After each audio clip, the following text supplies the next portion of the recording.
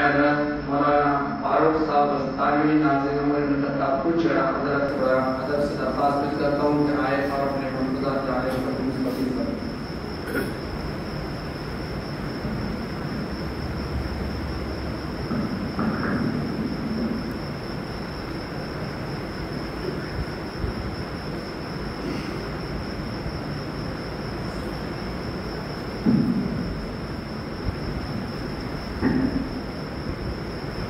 بسم الله الرحمن الرحيم. الحمد لله رب العالمين، والصلاة والسلام على سيد المرسلين وعلى آله وأصحابه أجمعين ومن تبعهم بإحسان إلى يوم الدين. أما بعد، قال الله تبارك وتعالى في القرآن المجيد والفرقان الحميد: فأعوذ بالله من الشيطان الرجيم، بسم الله الرحمن الرحيم. الله يجتبي إليه من يشاء ويهدي إليه من ينيب. وقال تبارك وتعالى: يا أيها الذين آمنوا اتقوا الله وكونوا مع الصادقين. وقال تبارك وتعالى: واعبد ربك حتى يأتيك اليقين. صدق الله العظيم وصدق رسوله النبي الكريم،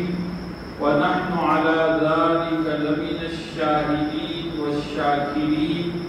والحمد لله رب العالمين. معزز علماء کرام، عزیز دوست و بزرگوں، ہم سب کے مشفق، مربی، مخدوم اور مطاع حضرت مولانا غلام محمد صاحب رحمت اللہ علیہ، جن کی زندگی، جن کی خوبیوں کو بیان کرنے کے لیے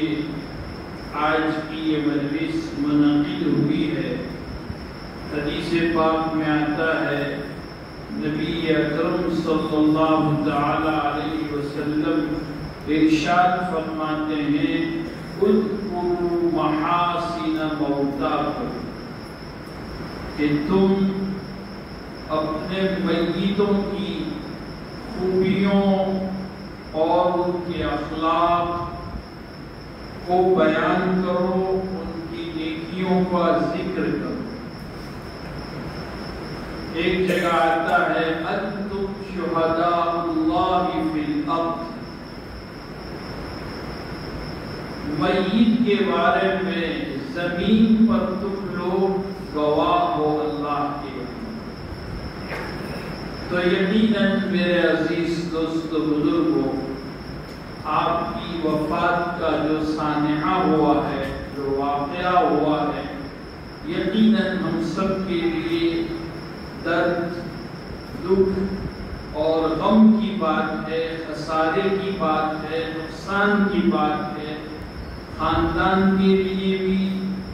اور پوری ملت اور امت کے لیے. موت العالم موت العالم کا یہ مصداق ہے. حضرت کی وفات پورے عالم کی موت کا مصداق ہے، یقین اس میں کوئی شبہ نہیں. اور حضرت رحمت اللہ علیہ کی وفات کے بعد جگہ جگہ آپ کی تعزیت اور آپ کی خوبیوں کو بیان کرنے کے لیے، آپ کی زندگی کے واقعات اور آپ کی خدمات کو بیان کرنے کے لیے مجلسیں منعقد ہوئی، ہو رہی ہیں. یہ ساری چیزیں یقیناً ایک گواہ ہے کہ اللہ تعالیٰ نے حضرت رحمت اللہ علیہ کو جو زندگی عطا فرمائی تھی، انہوں نے اپنی پوری زندگی دین کے لیے، امت کے لیے، ملت کے لیے، مدارس کے لیے، دینی تعلیم کے لیے، قرآن مجید کی خدمت کے لیے اور دین کی، امت کی ہر کوشش پر، ہر موڑ پر خدمت اللہ تعالیٰ نے ان سے دی اور انہوں نے اپنی زندگی کو قربان کیا۔ یہ سب چیزیں اللہ تعالیٰ سے ہم دعا کرتے ہیں کہ حضرت رحمت اللہ علیہ کے لیے صدقہ جاریہ ہو، اللہ تعالیٰ کروٹ کروٹ انہیں جنت نصیب فرمائے اور اپنی رضامندی کا معاملہ اللہ تعالیٰ ان سے فرمائے۔ عزیز دوستو، بزرگوں، حضرت رحمت اللہ علیہ کی زندگی میں جو اللہ تعالیٰ نے ان سے کام لیا ہے، یہ سب ہمارے سامنے واضح ہے، معلوم ہے، دیکھ رہے ہیں۔ اس میں بہت سی باتیں کہ اللہ نے ان کا انتخاب اور ان کی یہ جو زندگی تھی، اس زندگی کو اللہ تعالیٰ نے امت کی خدمت کے لیے جو قبول فرمایا، اس میں بہت سی چیزیں ہیں، بہت سی چیزوں کا رول ہے۔ اس میں سب سے اہم اور سب سے بڑی بات یہ بھی ہے کہ انہوں نے شروع ہی سے اپنے بڑوں کی، اپنے اکابرین کی، اپنے اساتذہ کی جو دعائیں بھی، جو خدمت کی، یقیناً اس میں ان کی دعائیں، ان بزرگوں کی صحبت اور ان بزرگوں کی خدمت، یہ سب سے بڑا ان کا اس کام میں یہ حصہ رہا۔ حضرت رحمت اللہ علیہ کو جب سب سے پہلے ہمارے دادا یعنی ان کے والد رحمت اللہ علیہ نے فلاح دارین ترکیسر میں مدرسے کے اندر داخلہ دلوایا، تو حضرت رحمت اللہ علیہ پہلے ہی دن سے ان کے استاذ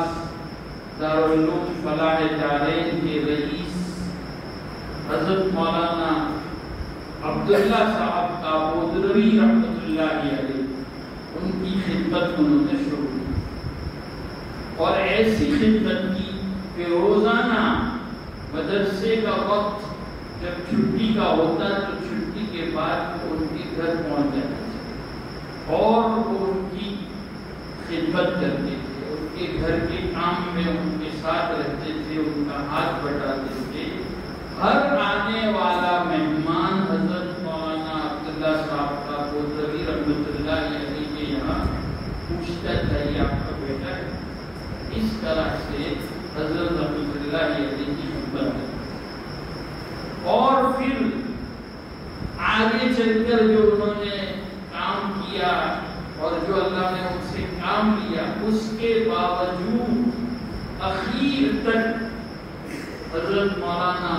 عبداللہ صاحب کابودروی رحمت اللہ علیہ جو ان کے استاد رہے، جن کی انہوں نے خدمت کی، کبھی بھی انہوں نے ان کے سامنے اپنے آپ کو ایسا نہیں رکھا کہ میں اب اتنا بڑا ہو گیا، میں اب اتنا کام کر رہا ہوں۔ ہمیشہ چھوٹوں کی طرح متواضع بن کر اور ہمیشہ اپنے استاذ کا اتنے بڑے مقام پر پہنچنے کے باوجود حضرت کا بڑا خیال رکھتے تھے، ان کی خدمت کرتے تھے، ان کی ضرورت کے اوپر پورا ان کا خیال رکھتے تھے اور ہمیشہ ان سے تعلق رکھتے تھے، ان سے دعائیں لیتے تھے، ان سے مشورہ کرتے تھے اور جب بھی ادھر سفر ہو تو ضرور ان کی ملاقات کے لیے اپنا وقت نکال کر ان کے پاس پہنچتے تھے۔ بعض مرتبہ آدمی خدمت کرتا ہے لیکن پھر جب وہ بڑا بن جاتا ہے تو پھر وہ اپنے بڑوں کو، اپنے استاذ کو فراموش کر دیتا ہے، چھوڑ دیتا ہے۔ نہیں، انہوں نے آخر عمر تک ان کی خدمت کی۔ اس کے علاوہ ان کے جتنے بھی دارالعلوم فلاح دارین میں اساتذہ تھے، ان میں ایک استاد حضرت مولانا ذوالفقار رحمۃ اللہ علیہ، ان کا بڑا خیال رکھتے تھے، ان کی بڑی عزت کرتے تھے، اور وہ بھی حضرت کو اتنا چاہتے تھے کہ اگر گجرات کے دورے پر ان کا سفر ہوتا تھا اور رات کے 1:30-2 بجے بھی اگر تدریس سے جانا ہے تو بلا جھجک وہ ان کے گھر ان کے کمرے پر پہنچ جاتے تھے اور پھر بھی لاتے تھے دروازے۔ تو حضرت رحمۃ اللہ علیہ مولانا ذوالفقار صاحب سمجھ جاتے تھے کہ غلام کے علاوہ کوئی بھی اس وقت نہیں آ سکتا، غلام نہیں ہو سکتا۔ وہ فوراً دروازہ کھولتے تھے اور کہتے تھے پھر ہم رات دیر تک باتیں کرتے تھے، دونوں کا بستر ایک ساتھ لگتا۔ یہ محبت تھی ان کو اپنے اساتذہ سے، یہ خدمت کرتے تھے اپنے اساتذہ سے، ان کا خیال رکھتے تھے، ان کی ضرورتوں کا خیال رکھتے تھے۔ کتنے اساتذہ ہیں، حضرت مولانا شیر علی صاحب رحمۃ اللہ علیہ جو دارالفلاح علیہ کے شیخ الحدیث رہے ہیں، ان کے پاس مکان نہیں، حضرت کو معلوم ہوا، حضرت نے فوراً ان کے لیے مکان لے دیا۔ اس طرح تو بہت واقعات ہیں۔ سہارنپور میں حضرت کی کتنے اساتذہ ہیں، کیسے کیسے بزرگوں کی صحبت اختیار کی، بڑی لمبی تفصیل ہے۔ مختصر ایک واقعہ جو بڑا تعجب خیز ہے کہ جب دیکھو حضرت کی کیسی گہری سوچ تھی،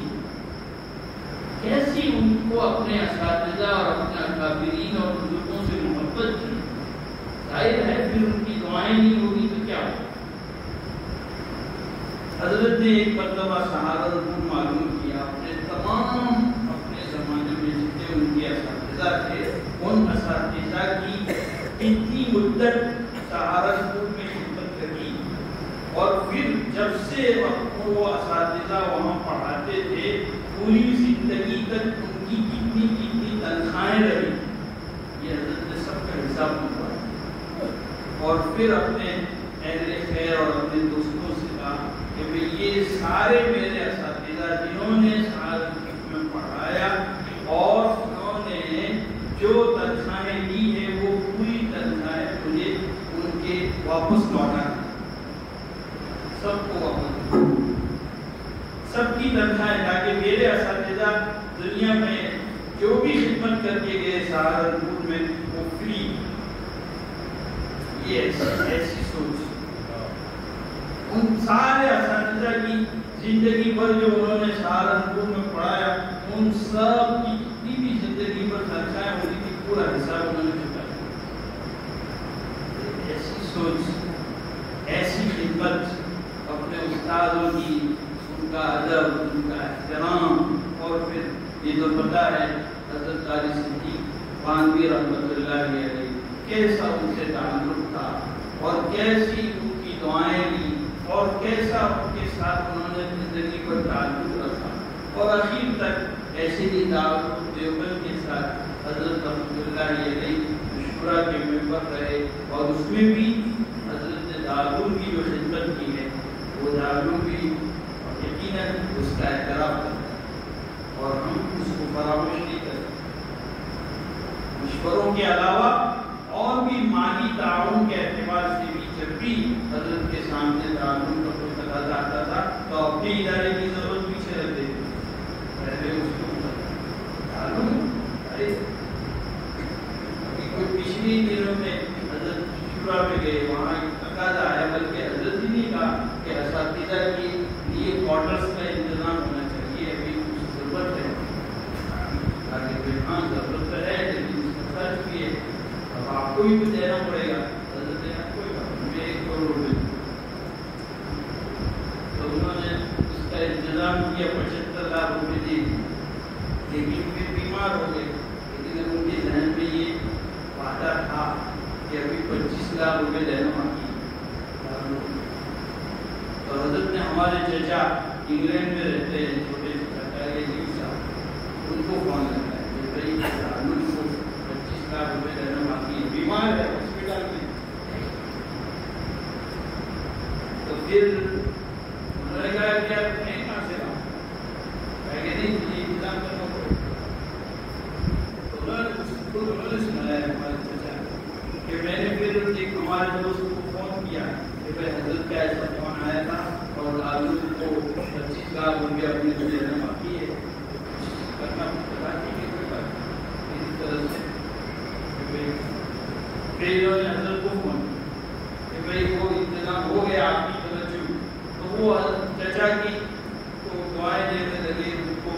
सराहने लगे, उनके हौसला अफजाई करने लगे। हमारा क्या है, तो आपके तवज्जो, आपकी दुआ, आपकी फिक्र, उसकी बरकत से उसके दिल में हमने आपके हवाले से बात की। अल्लाह हर एक के साथ अवामुन्नास से कैसे हो। अगर कोई आधी रात को भी आ जाए, थका हुआ आदमी है, सो गए हैं, कोई आधी रात को भी अगर आ जाए और आगे में मस्जिद का तकाजा लेकर आए और उसको सुन लेते थे और लिख देते थे। उस बंदे के पास लाखों करोड़ों का काम करने के बाद जेब में पैसे तो दूर, पेन भी नहीं रहती, दूसरों की पेन देते जाओ। बात बताओ, हमको डर लगता था, कोई जरूरतमंद आए तो हम समझते थे कि अब हमको तो कहेंगे लाभ में दे देते, ऐसे बहुत बड़ो हम बैठते थे और कोई आ गया तो इसको 2000 रुपये दे देते, अपने हिसाब में नहीं, वो कह रहे मेरे हिसाब में बहुत पेन भी लिए और लाखों का हिसाब दिमाग में, कहीं इतनी जरूरत नहीं, उनको पता है कहाँ से लेना है, कहाँ देना है, उसको कब किया था। पहले लाखों में भी पैसे कर्ज तो करते थे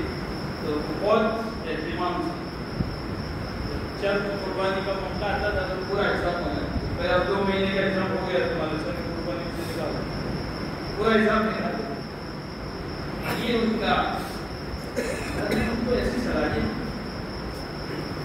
तो काबिरीन से भी वही ताल्लुक, अवामुन्नास से हर आदमी, आम आदमी भी ऐसा समझ जाए कि उसको बहुत चाहिए और हर आने वाले का ख्याल रखते थे। कोई आया, कोई पहले सबसे पहले ही उनकी जबान पर और नाम के साथ एक मतलब पहचान किया, तो नाम के साथ आखिर उम्र में थोड़ा सुकून हो गया, लेकिन हमेशा हर आने वाले को एक बात पर देख किया, नाम से पहचान। तो ये ताल्लुक था असातिज़ा से भी। कोई वो हमेशा कहते थे कोई भी काम लेकर कोई जाता है तो वो इनकार नहीं करे, और हमें भी यही कहते कि ना नहीं कहते। दुनिया में ना और हाँ का झगड़ा है, दुनिया में झगड़ा ही ना और हाँ का, ना नहीं कर दो। बिला सलाह ने उसका वाक्य बताया कि वो हमेशा क्या करूँगा, कोई काम लेकर आए करूँगा,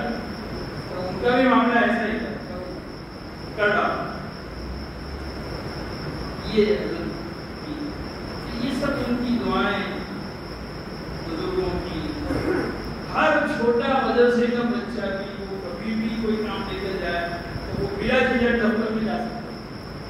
बल्कि बाद मतलब सफर में रहते थे और खाने पीने या कोई शिकायत होती थी तो तालिबी को फोन करते थे, हम साथ में रहते थे, तालिबी को फोन आता कि हज़रत आज ऐसा हो, फौरन को फोन करते थे जो जिम्मेदार थे, क्यों आज ऐसा। और फोन के मामले में कोई भी किसी भी वक्त उनको फोन लगा उठा लेते, इत्तेफाक से अगर किस कॉल हो गया, नाम तो नहीं है, आम नंबर होता है बगैर नाम, फौरन उसका जवाब तुम्हारा फोन है, कौन है, ये क्या है, ऐसे कुछ है जो बेचारे जिनसे बात करने को अपने पापों पे मत कोई हजरत वगैरह आराम करना है, हजरत फरना बात ही नहीं हो सकती। इतना बड़ा मसरूफ आदमी आप किसी भी वक्त फोन आओ, मिस कॉल हो गया, पता नहीं नाम नहीं है उसमें, लेकिन अननोन नंबर को भी वो फोन जवाब दे, चाहे फिर वो किसी का भी। तो ये बहरहाल उनकी आदतें थी, उन्होंने अपने बुजुर्गों से ऐसा ताल्लुक रखा, छोटों के साथ छोटे जैसे रहे, बड़ों के साथ बड़ों का अदब एहतराम करते रहे और अल्लाह तबारक यहाँ तक पहुँचाए। तो खिदमत से अल्लाह ताला यहाँ तक पहुँचाए। बुजुर्गों की सोहबत, उनसे ताल्लुक, उनकी दुआएं लेना, ये असल उनका जो है जो मिशन की जो कामयाबी हुई उसमें इसका हिस्सा हुआ। तो हमें भी अपने बड़ों का एहतराम करना चाहिए, बड़ों से ताल्लुक रखना चाहिए और फरमाते थे मोहसिन के एहसान को कभी फरामोश नहीं करना। बहुत से ऐसे भी है जहाँ ممکن ہے، لیکن آج بھی شاعروں کے پاس وہ حالت نہیں ہے جو جامعہ نثار ایسا جو پہلے شروع کرتے تھے کر سکتے، وہ فراموش نہیں کرتے، یہ ان کا خاص وقت اخیر تک، چاہے ان کی حالت اچھی ہو یا نہ ہو، ان کے ساتھ ہمیشہ ان کا ایک خاص وقت ایسا نہیں استعمال کرو اور پھینکو، ایسا نہیں۔ بہرحال بہت سی باتیں ہیں، اب تو باتیں اور یادیں رہتی ہیں، بس ہمیں جو ہے دعا کرنی چاہیے کہ اللہ تعالیٰ ان کے درجات کو بلند فرماوے، اور یہ کام کر کے گئے ہیں ان سارے کاموں کو اللہ تعالیٰ صدقہ جاریہ بنائے، اور ہمیں بھی اس مشن پر کام کرنے کی اللہ